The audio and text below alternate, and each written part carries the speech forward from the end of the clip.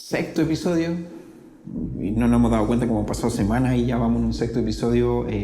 Ha sido muy entretenido conversar sobre este camino de innovación, de emprendedorismo, de empresas, de educación y ver cómo nosotros a través de este tipo de contenido queremos cambiar un poco la percepción en general de quienes nos ven, y lo importante sería que alguien que tenga algo que opinar, decir e incluso aparecer con nosotros está en total libertad y disposición para intervenir, porque la idea es encontrar personas que también estén en la misma etapa que nosotros estamos mirando el mercado en general, tanto educación como privado, a aportar con estas ideas. Hoy día nosotros queremos basarnos en lo mismo que estábamos hablando en el capítulo anterior sobre la innovación, pero ahora desde el punto de vista de la matriz, desde por qué nosotros venimos de esta manera formateados a comportarnos así y cómo son las consecuencias que estamos pagando con respecto a este formato de receta que nosotros decimos, y que no nos permite innovar porque nos llama a ciertos instintos que no necesitamos el día de hoy. Entonces la idea es decir, ¿la educación se quedó estancada o no? Oye, mira, yo le puse un nombre, ¿ya? Así casi apocalíptico, que es como cuando la educación se quedó quieta. Está buena por un libro. ¿Y por qué le pongo así? Porque fíjate que hace años atrás me tocó entrar a una institución, a una sala de clase, que habíamos dotado de la última tecnología. Data, computadores, el tema para editar y toda la cosa. Pero todo esto que habíamos puesto se interrumpe, me frena cuando veo a un profesor parado adelante hablándole a los estudiantes. ¿Te fijas? Entonces es...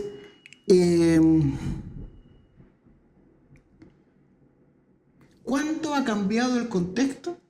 Y nosotros seguimos enseñando igual. Sí. ¿Cuánto decimos de que estamos preparando gente para el futuro, pero sigo ocupando las mismas técnicas que ocupaba hace 50 años? Sí, o el siglo XIX, para no ir tan atrás.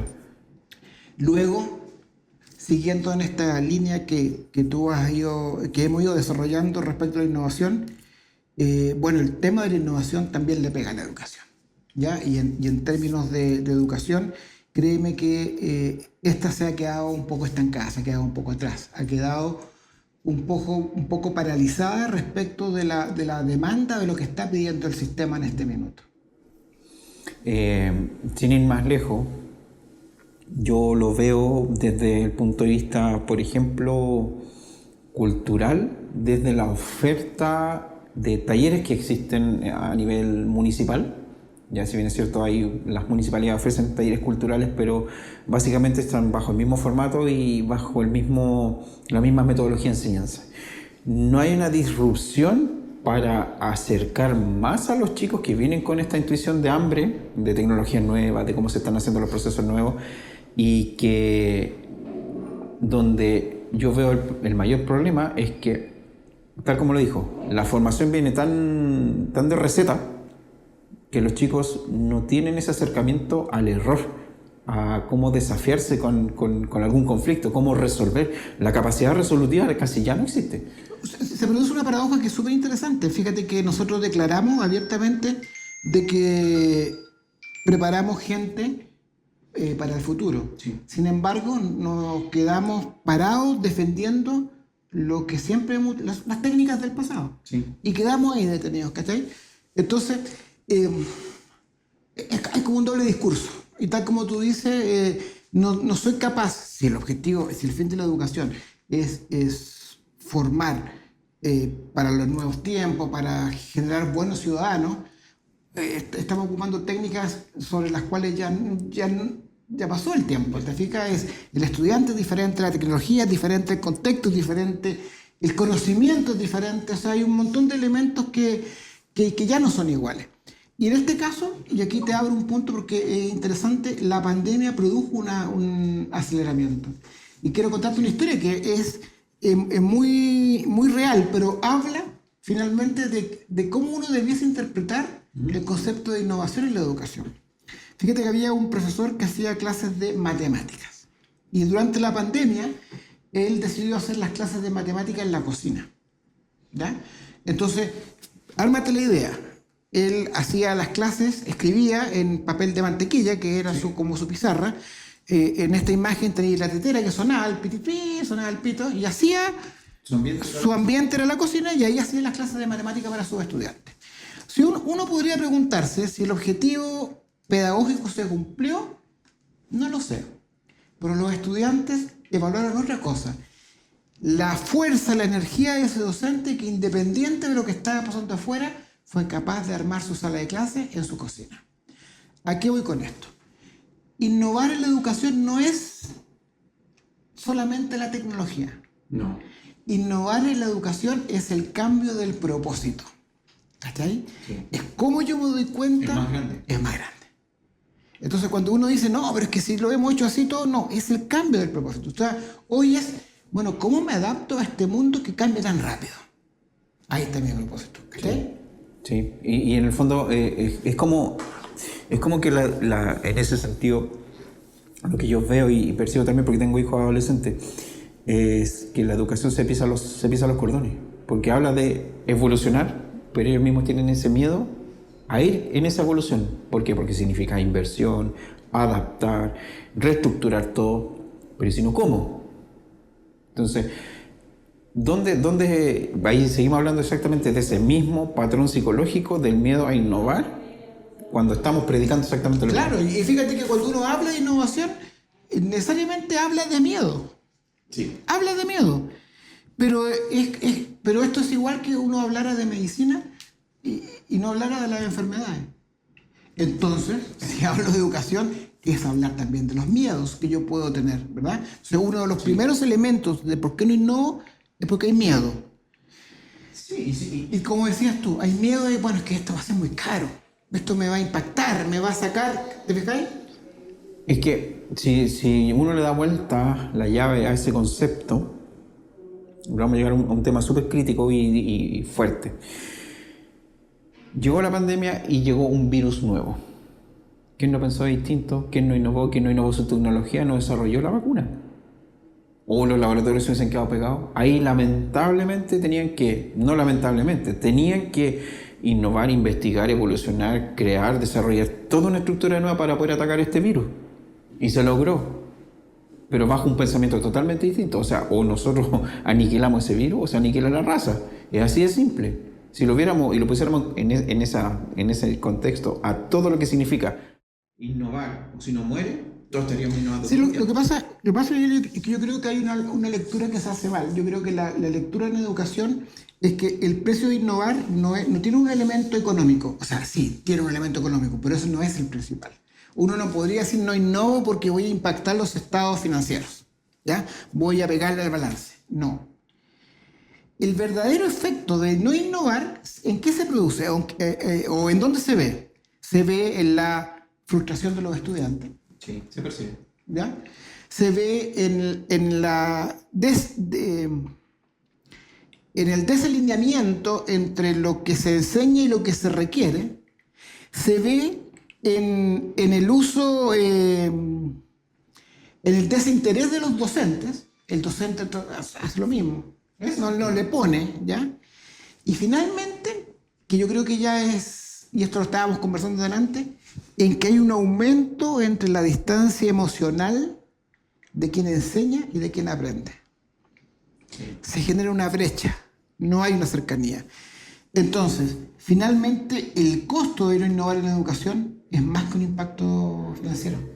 Es más que un impacto financiero. Sí, y bueno, siempre vamos a caer en el mismo tema, que es un dolor invisible, que no se percibe, no se siente, pero hasta que, como lo habíamos dicho en un capítulo anterior, no innovar en una malla curricular hasta que el profesional sale después de 4 años, el mercado ya cambió. Claro, es como que tú le dijeras al futuro, espera, todavía no estoy listo. Espérenme, voy a sacar un profesional y veamos. Claro, no, pero espera un poquito porque todavía no estoy listo, pero espérame.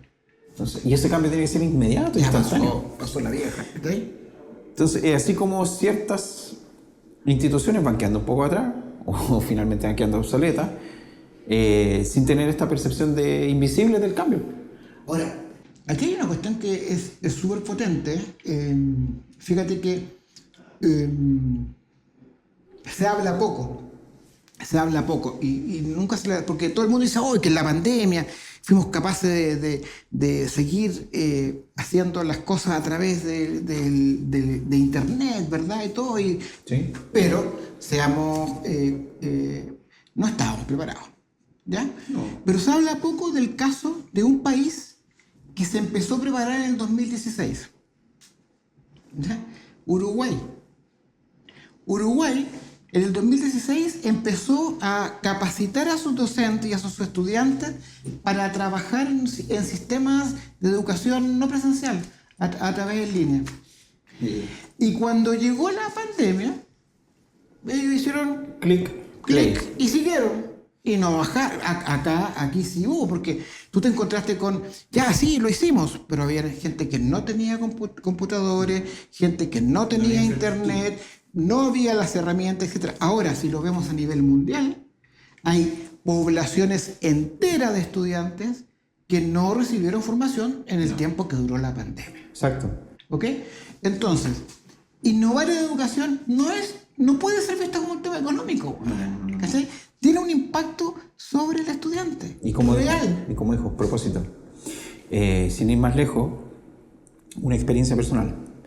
En el año 2017, yo ya me había un poco alejado voluntariamente de la educación superior porque quería volver a la industria, a la área cinematográfica, porque lamentablemente los que hacemos clases tenemos que pagar esa dualidad.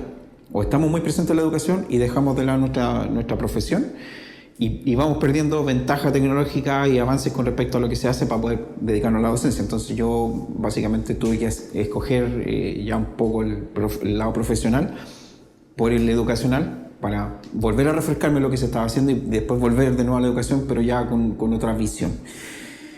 Pero personalmente me pasó.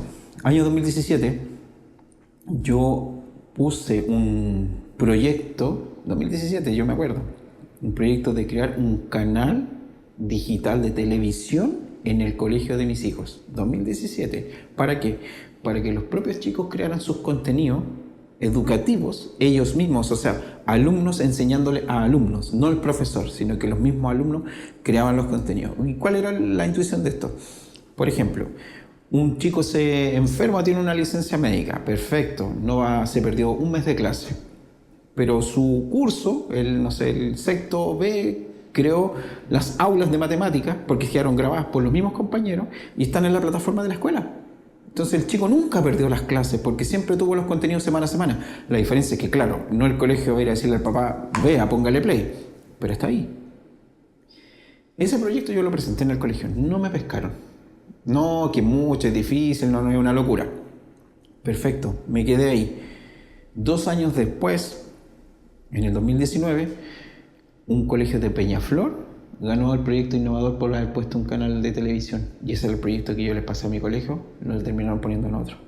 Entonces, cuando existen este tipo de iniciativas, ¿por qué les duele, no sé, que les dolerá el ego o algo les debe doler, que no son capaces de reconocer si nos falta esto? Y tenemos un profesional que va a llegar a tratar de ayudarnos con este tipo de innovación. ¿Por qué decimos que el motor de la innovación en la educación es el propósito?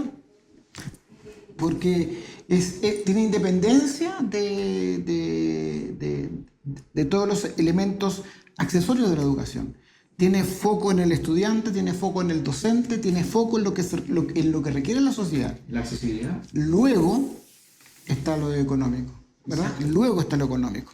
Entonces, claro, lo que dice innovar es miedo. Sí, pero el miedo nunca va a desaparecer, siempre va a estar presente. Entonces, ¿qué puedo hacer yo con ese miedo? Si no lo puedo hacer desaparecer, lo debo gestionar, lo debo ocupar como un catalizador de cambio, un catalizador de cosas nuevas. ¿Cachai? Lo gestiono. Y ese es lo que yo veo que le falta a la educación. ¿Cómo me doy cuenta? Yo hoy día te conversaba que escribí este artículo de la educación líquida. Porque ¿Es un concepto? es un concepto. ¿Y por qué te lo menciono? Porque es como me lo imagino, no una cosa rígida, sino una cosa que se va moldando al repositorio y entendiendo que el repositorio puede ser perfectamente el contexto, la sociedad, lo que tú quieras. Política, lo mismo, ¿Te fijáis? Entonces, así es como tenemos que pensarla, así es el concepto de innovador en educación. El propósito final es que este estudiante tenga las herramientas suficientes para insertarse adecuadamente en su entorno. Hoy es un declarativo, sí, pero lo hago con técnicas que ya están obsoletas. Entonces, ¿estoy cumpliendo mi declarativo? No lo estoy cumpliendo. O lo estoy cumpliendo a medias. ¿Cachai? No. Y en ese sentido, bueno, también, claro, pensando en esta adaptabilidad de la educación, ahí estoy pensando aquí que han retrasado los docentes, pero ¿es por qué? Porque lamentablemente también vienen con una receta de formación y que no existe esa capacidad, o existe muy poco esta capacidad de innovar, crear desde su propia disciplina. Y que en realidad quienes los hacen son los que enseñan premios. Es una de las áreas que menos evolución ha tenido en el tiempo. Entonces, si es la que tiene menos evolución y tiene ciertos mitos que la van acompañando, como que innovar es caro, innovar no es para mí, es para otro tipo de industria, o que innovar pone en riesgo lo que ya tenemos y funciona, mitos que son, sí, ¿ya? Eso significa seguir en el status quo y seguir reconociendo que lo que he venido haciendo en el tiempo está correcto, ¿ya? Y eso es negar la evolución o la dinámica del contexto, de lo que está pasando. Sí. Entonces la educación se desalinea de la realidad. Sí. Y si se desalinea de la realidad, no responde a su propósito inicial. Ahí yo tengo una pregunta. Yo en una época que yo no la viví, por eso hago la pregunta. Antiguamente, estoy hablando de la generación de mi abuelo, cuando yo estudiaba en el colegio, existían las escuelas de especialidades, por decirlo así. De oficio, donde le enseñaban talabartería, enseñaban carpintería, estos tipos de vocaciones que existían antiguamente, donde ya los chicos en esa época ya salían preparados para algo. Y hoy día, si uno se pone en contexto y baja la pelota al suelo y dice, ¿los chicos están preparados para el mundo real hoy día? Yo diría que no. Pero yo ahí no estoy de acuerdo contigo, porque siguiendo el mismo concepto, si yo quiero aprender talabartería, me voy a la red y busco un curso de talabartería. Si quiero aprender a desarmar el televisor, lo desarmo. Sí. O sea, hay de lo que tú quieras, ¿verdad? Lo que no hay y que no va a ser nunca es estas herramientas que te permiten a que tú seas capaz de ir a buscar el curso de talabartería, de ir a hacer las cosas. A que tú seas capaz de resolver un problema, a que seas capaz de desarrollar el pensamiento crítico. Y eso no está. Entonces, se confunde el innovar con que innovar es hacer algo nuevo. Sí. ¿Verdad? E innovar no solamente es hacer algo nuevo, es mejorar algo que ya existe. ¿Y por qué, por ejemplo, las metodologías Waldorf en educación no son tan posicionadas acá en Chile? Porque es nuevo. Y lo nuevo genera miedo. Y ante el miedo tenéis las respuestas automáticas. ¿Para qué lo voy a hacer, Miguel? Si tal como lo hemos hecho siempre, funciona. Imagínate que seguimos haciendo clases para un grupo de 40 chiquillos. Sí. Ni siquiera estamos pensando de que cada uno de los chiquillos aprende de manera diferente. ¿Ya? Sigo haciendo clases bajo un programa que se asume que es el mejor, con metodologías que sigo evaluando esos contenidos con un instrumento que es común para todos. Sigo, entre comillas, castigando el mal rendimiento. Sí. Tú te sacaste un 2 y tú te sacaste un 7. Repite. ¿Está ahí? Lo sigo haciendo. Entonces sigo ocupando las mismas estrategias que ocupaba hace 50 años atrás, 100 años atrás. Lo mismo. Pero en un siglo donde todo esto cambió. ¿Cachai? No tiene sentido. O sea, si este siglo reconoce que tú eres un ser individual que aprende de una manera diferente, ¿por qué tengo que enseñar para el grupo? ¿Ya? ¿Por qué cuando tú hablas con un profesor, el profesor dice, no, pues siempre lo he hecho así, ¿para qué lo voy a cambiar? ¿Para qué lo voy a hacer? ¿Para qué? Entonces, se confunde innovación con hacer algo nuevo, que no exista, que puede ser, no solamente mejorar, pero se confunde innovación con miedo. Déjame aquí tranquilito, si yo estoy ahí. Como siempre lo he hecho. Exacto. ¿Para qué? La fórmula funciona. La fórmula, entre comillas, funciona. No es para mí. Esto está ahí haciendo cosas que es de Silicon Valley y no tiene nada que ver con nosotros. Pero, ¿cómo no? O sea, si tú piensas y tú lo decías, todo lo que se hace tiene como núcleo central la educación. Todo. Sí. No hay nada que tú no digas, ay, no, esto no. Para bien o mal. Para bien o para mal, todo tiene un mismo eje común, ¿verdad? Es que es la educación. Entonces, ergo, si el eje común no está cambiando con los tiempos, quiere decir que sigo estando desalineado. Entonces no me puedo quejar de los resultados. Sí, y esto en realidad no es solo en el ámbito de la centralización, que si bien es cierto, uno empieza a mirar un poco más hacia afuera, pensando en regiones, en términos de la accesibilidad que tienen los colegios, las instituciones que no están centralizadas, que no se mueven a la velocidad que nosotros nos movemos. ¿Cuántos se están perdiendo y con cuántos desfases están llegando estas personas? Y con ese mismo miedo a que no van a funcionar dentro de ese mercado, porque eso es lo que pasa. No son bien recibidos. ¿Por qué? Porque no están acostumbrados al ritmo. No tiene nada que ver. Pero cuando nosotros fuimos a un evento de Cercotec en La Moneda, una chica salió a dar una charla y hablaba sobre la velocidad y Santiago y una locura. Yo estaba sentado allá arriba, callito. Debe ser su realidad, claramente. Yo tuve una realidad totalmente contrastada a eso, donde habían 22 millones de personas. Eso sí que es movimiento, eso sí que es presión. Entonces, nuestra mirada como país aislado entre el mar y cordillera es tan obtusa, es tan cerrado, es tan un embudo, que no tenemos idea de la percepción del volumen y de la velocidad con el que se está moviendo afuera. Y yo diría, por favor, tengan conciencia y miren cómo se mueve afuera para poder replicar los modelos que sí funcionan, y aquí pegarnos esa acelerada que nos falta. Porque si no, vamos a seguir estando marcando el paso, como se dice. Bueno, pasa por un tema de voluntad. O sea, si cada vez que pensamos que innovar es un acto económico, financiero, porque eso es, o sea, tú llevas una idea y dices, no, pero eso, ¿cuánto me va a salir? ¿Cuánto cuesta lo primero? Si mete la mano. ¿Cuánto me va a costar? No, nadie te dice y en qué va a beneficiar a los estudiantes. Sí. ¿Está? ¿Y qué les va a aportar? ¿Qué más, qué mejor van a hacer? Claro. Se parte al revés siempre. ¿Está ahí? Es como, lamentablemente, como hacer una analogía súper básica, pero es decir, yo voy al gimnasio porque de aquí a 6, ya viene el verano, en 2 meses tengo que estar con un cuerpo bonito de aquí a ya, pero ya tengo vista el foco de cómo quiero quedar. Pero todo ese sacrificio que hay que hacer de por medio, pudiéramos tangibilizarlo, y eso es súper difícil, pero sí se va a producir un cambio.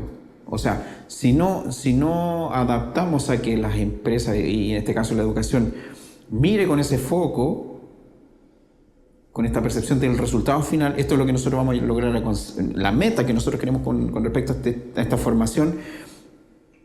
Lo que contemos como historia para atrás va a significar súper enriquecedor. ¿Por qué? Porque probaron esta fórmula, aprendieron un montón de cosas en ese camino que no las consideran porque están enfocados netamente en el resultado. Claro, porque además no se entiende, o sea, desde el punto de vista de la educación no se entiende que se siga haciendo lo mismo con un estudiante que es diferente. El estudiante que hoy está sentado no es el mismo estudiante que hacía. Entonces, es un estudiante que está conectado, que busca inmediatez, que tiene acceso al conocimiento, que ha crecido en un mundo hiperestimulado, hiperconectado, bueno.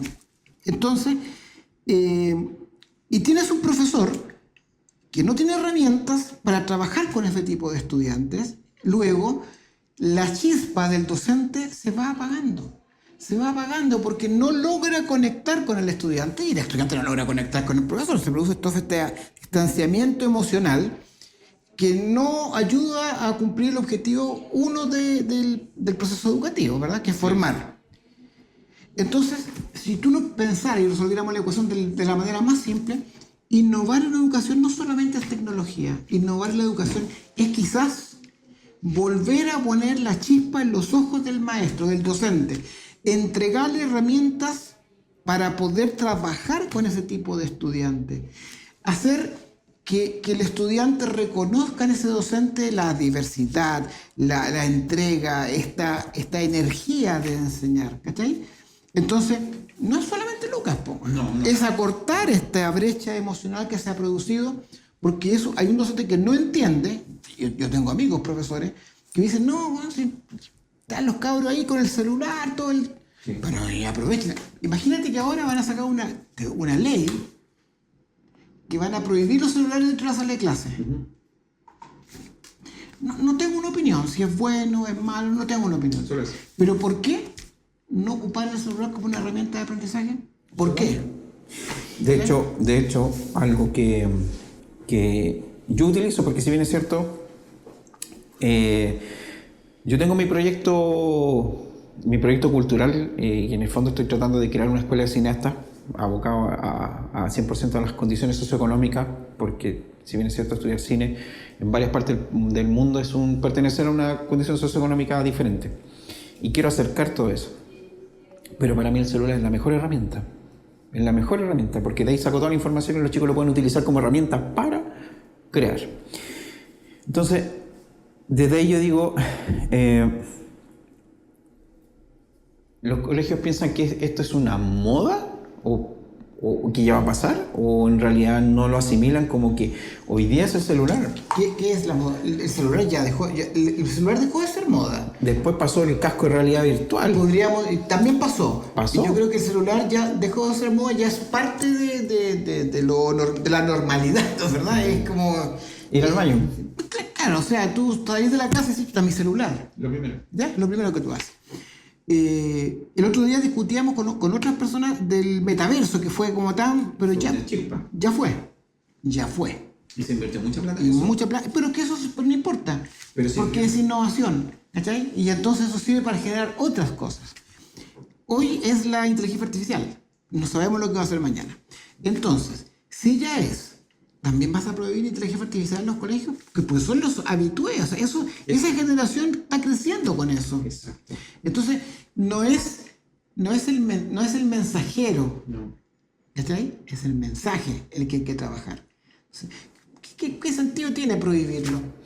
No, hay que saber. ¿Por qué no lo hacemos? ¿Por qué no lo ocupamos inteligentemente? Sí, porque básicamente es readaptar el modelo a una herramienta que tenemos hoy en día disponible, todos la tienen, más allá de un tema de seguridad o no, de saber dónde están los hijos en el colegio, qué es lo que está haciendo y por un tema de comunicación, pero básicamente adaptar las herramientas metodológicas al uso de lo que está ahí.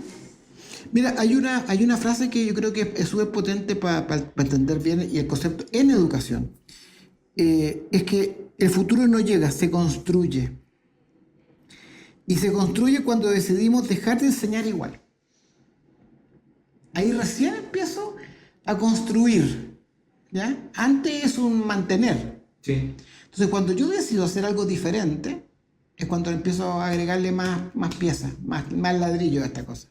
Sí. No es que el futuro me invada, no. Yo lo voy construyendo. No, porque desde el pensamiento como súper simple, nosotros ¿qué pensamos sobre el futuro de nosotros mismos? No tenemos idea, porque no sabemos para dónde va a ir ni lo que va a pasar.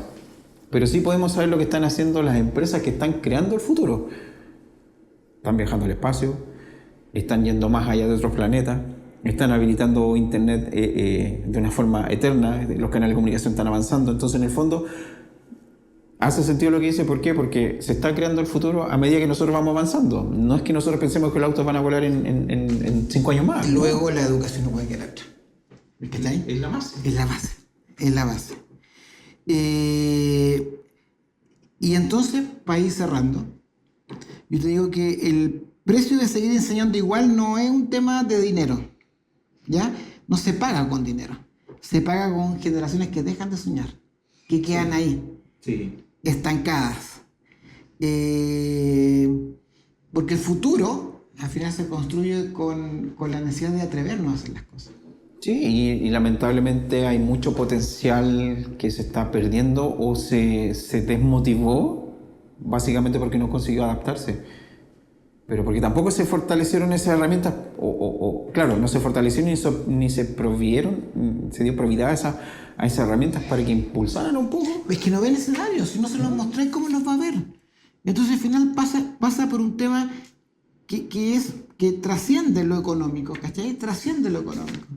Entonces tengo que ser capaz de construir tus futuros con ellos. Sí, no, y también pasa por un tema de, no sé si llamarlo individualismo, pero también parte de cada uno como proveedor de donar un poco más. Porque cuando uno como profesor, si bien es cierto uno puede tener la estructura rígida de lo que hay que ver en contenidos, pero si yo quiero donarle un poquitito más.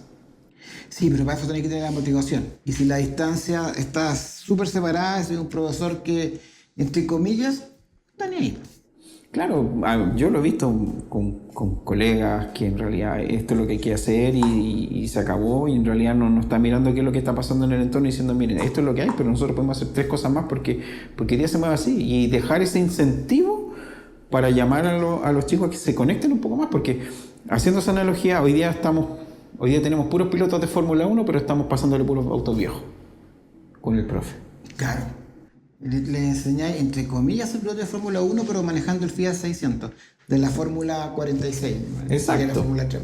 Sí, porque lamentablemente hoy, aquí es nuestra realidad. Afuera no se vive tanto eso. No lo sé. Ya, yo lo conozco porque me tocó vivirlo en algunas instituciones, como le comentaba. O sea, la factibilidad a que la institución crezca, pero porque invierte en innovación, trae tecnología y trae personas de otros lugares para acercar este intercambio internacional, que es algo que yo conversaba hoy día con ella, que ¿cómo sería para una institución, sea un colegio o educación superior, donde tiene contacto con docentes que son de otros países? No necesita el alumno salir del país para tener la experiencia de un docente que vive en otro país, pero te está traspasando la experiencia profesional, académica y de mercado a tu país. No vas a necesitar... Pero eso es parte de la base de reconocer la diversidad. Parte de esa base. La educación es diversidad.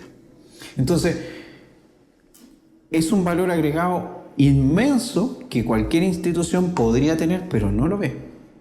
¿Por qué? Porque si yo, por ejemplo, como mi proyecto de pequeño cineasta, yo pudiese tener contacto con un director argentino, por decirlo así, que ellos nos ganan en cine, o mexicano, y que pudiera hacer una charla solamente de guión o cualquier técnica, yo estoy trayendo una experiencia de afuera hacia acá. Y el alumno no va a necesitar ir a una mentoría con la persona de ese país para poder tener ese primer acercamiento. Estoy agregándole un valor de mercado. Bueno, eso es reconocer que uno de las más grandes innovaciones del siglo XXI es la globalización. Las fronteras con el Internet dejaron de existir. ¿Ya? Y la pandemia también te lo demostró. La pandemia impuso varias cosas, pero esta transformación que se produjo derribó fronteras tecnológicas. Entonces tú, claro, puedes ocupar tu herramienta. El problema está en que la voluntad de hacerlo no está. Entonces, y lo que decíamos al comienzo, innovación en educación es propósito. Sí. Si el propósito no está, o sea, da lo mismo las cosas que puedes hacer, porque no te van a resultar. Claro, y el costo de seguir enseñando igual, ¿quién lo paga? La sociedad. Lamentablemente. La sociedad. Y eso tiene variables reales. Sí. ¿Cachai? No podemos salir del subdesarrollo. Seguimos anclados a conceptos añejos, ¿verdad? Y el mercado no crece. El mercado no crece, y ahí estamos. Entonces, ahí estamos. Se sigue marcando el paso porque niegas un elemento que es fundamental. Sí. Lamentablemente es como cualquier miedo. O lo vences, o lo entiendes, o lo aceptas, o le das la vuelta de llave y vas contra él. O lo ocupas como un catalizador. Sí. ¿Verdad? Como decíamos en el capítulo anterior, es cómo gestiono el miedo. ¿Ya? Porque no lo vas a vencer. No. ¿Ya? ¿Cómo lo gestiono? ¿Qué hago ¿Te fijas? Entonces, quizás hay herramientas que son mucho más simples, mucho más simples. Uno cree que cuando habla de innovación es que hoy me tengo que imaginar una cosa así gigantesca. No. Sí, y en realidad el miedo obedece a un instinto natural de la persona. ¿Por qué? Porque si yo lo llevo a un ejemplo súper simple, yo creo que muchos pueden concordar conmigo, donde yo puedo estar en un techo de una casa y empieza a temblar. Yo estoy arreglando el techo, empieza a temblar. Pero yo sé que mi construcción es buena y va a resistir, versus al lado, que la casa tiene una construcción un poquito más débil, más delgada, y también estamos en la misma, pero yo veo que hay un niño ahí, 2 pisos más abajo. ¿Cuál va a ser la intención de poder saltar y salvarle la vida por el miedo? No lo voy a pensar 2 veces. Yo voy a saltar otra vez. Puede ser mi hijo, puede ser mi mamá, puede ser un familiar, un ser querido. Yo voy a saltar, independiente de que me quiebre las piernas, me fracture lo que me pase, yo voy a saltar porque yo voy a dejar ese miedo. Pero si no hubiese nadie, tendría ese miedo de saltar. No me arriesgaría a saltar si no hay nadie. Pero si está alguien, un ser querido, yo voy a saltar sí o sí. No voy a medir ese miedo. Entonces, ¿cómo hacemos ese cambio rápido de pensamiento? Porque es instintivo. Y ese es el patrón más difícil de romper. O sea, es súper complejo porque si tú piensas que el miedo, la resistencia al cambio, o sea, el salir del status quo es un patrón genético. Estamos hechos para mantenernos en la regularidad. Pero sí se puede hacer. Se puede. No, si no se pudiese, todavía estaríamos en las cavernas, aprendiendo. Sí se puede. El problema es que hay que trabajarlo, hay que gestionarlo. Sí, y eso se puede, y eso también se puede enseñar. Y quizás debe ser nuestro próximo capítulo. ¿Cómo trabajar el cómo podemos gestionar la innovación, ya sea en el mundo de la empresa o en el mundo y a perderle el miedo. A perderle el miedo sería súper interesante y lo vamos a colocar. Dejarlo invitado. Perderle el miedo. Muchas gracias.